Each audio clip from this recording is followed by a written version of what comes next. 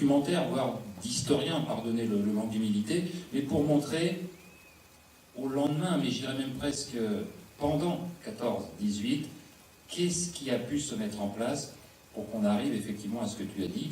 Aujourd'hui, une médecine qui a beaucoup progressé et qui ne profite pas d'ailleurs qu'aux victimes de l'armée, mais à toute la population, mais grâce effectivement malheureusement aux blessures et aux mutilations de l'armée. Un homme, Yves Picot. Et avec Eugène Fournier, mais également avec 3 autres personnes, Albert Juon, Bien-Aimé Jourdain et Roger Brunswick, ils vont décider de créer une association après la guerre pour s'occuper de tous ces blessés au visage. Au moins s'en occuper déjà moralement.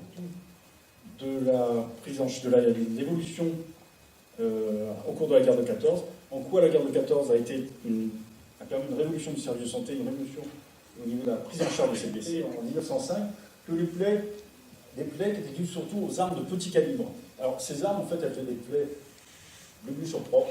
Il n'y avait pas obligatoirement besoin de chirurgie, et surtout elles guérissaient très vite. On s'était basé là-dessus. Voilà comment on évacuait, ça c'était le moyen moderne d'évacuer les blessés pendant la guerre de 14. Donc là c'était plus du volume, ça paraît un peu rustique, mais c'était vraiment les ambulances de l'époque. Alors là par contre, ça c'est très intéressant, ça c'est typique de la guerre de 14, c'est le début de la radiologie. Je vais essayer de vous présenter de façon relativement rapide la prise en charge d'un blessé de guerre actuellement.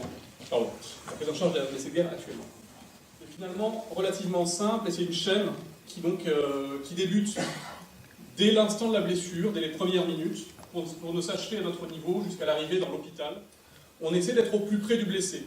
Chaque soldat est formé au secourisme au combat. C'est ce qu'on appelle un secourisme au combat de niveau 1. Donc toute personne de première classe au général a une formation de base pour pouvoir faire face aux urgences immédiates. Actuellement, sur une opération extérieure classique, disons, il y a un médecin pour une centaine de personnes, pour schématiser. Le blessé est censé arriver sur place au niveau du médecin dans les minutes qui suivent. Il y a 35 heures en moyenne entre la blessure et l'arrivée en métropole. Même les Américains ne font pas mieux. Donc la réadaptation, c'est une prise en charge qui est longue. On vous a parlé de la blessure, et il va falloir prendre du temps pour réinsérer nos patients, pour qu'ils repartent dans de bonnes conditions. Donc la plateforme Sud qui reprend l'hôpital d'Aveyron de Marseille et l'hôpital Sainte-Anne de Toulon, et la plateforme Nord qui reprend Bégin, Val-de-Grâce, non pas Val-de-Grâce, et Percy. De notre activité maintenant de la rééducation, de la réadaptation, de la réinsertion de nos blessés. Et j'aimerais que vous regardiez cette petite ligne qui est juste en bas, qui reprend le temps moyen.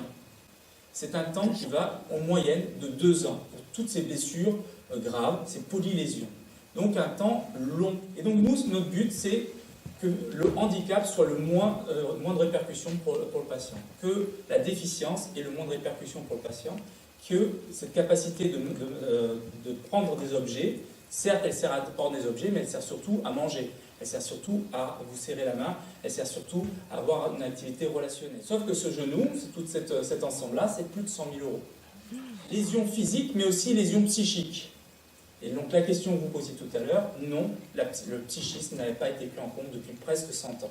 C'est que depuis les derniers événements et la guerre du Golfe, et un tout petit peu avant la guerre du Golfe, même après la guerre du Golfe, où on a commencé à s'occuper de la blessure. Je suis le premier maître Le Goff, je suis responsable de la cellule d'aide aux blessés et malades de la marine à Toulon, et mon adjoint, M. Arata, ici présent. Donc notre mission, c'est d'accompagner le personnel blessé ou malade.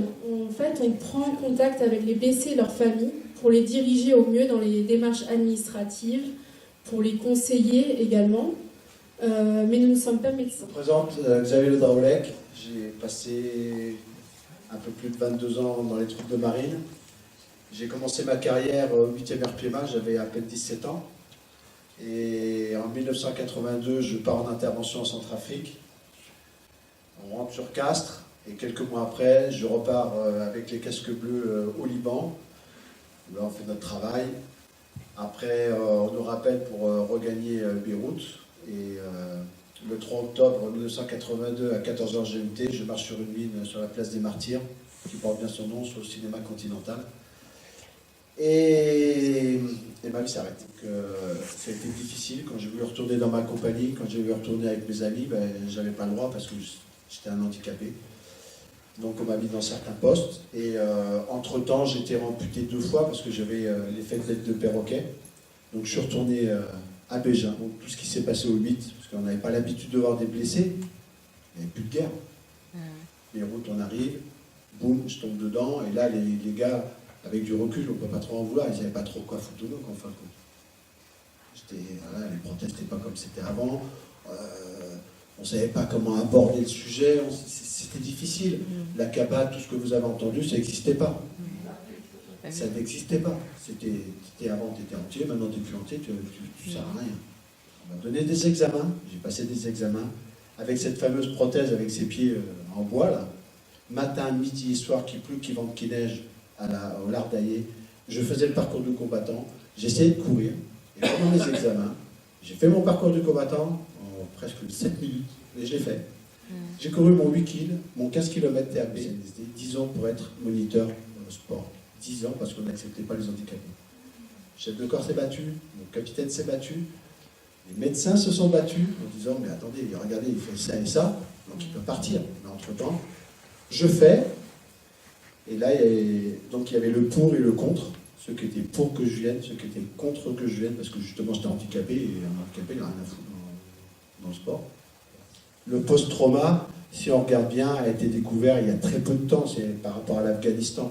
Et ça a été découvert surtout au retour, par exemple, les Américains partaient en Irak. Je me suis déplacé à la base, la grande base de Valcartier au Québec, où là j'ai rencontré des blessés, j'ai rencontré des post-traumas. Et en fin de compte, c'est eux qui ont tiré la sonnette d'alarme un peu par rapport à tout ce qui se passait en Afghanistan, quand dans les FOC, quand il y avait toutes les 30 secondes, toutes les 20 secondes, selon les opérations qu'ils faisaient, déposer des hélicos. Et ça n'arrêtait pas, et ça n'arrêtait pas. Donc tout ce que les médecins...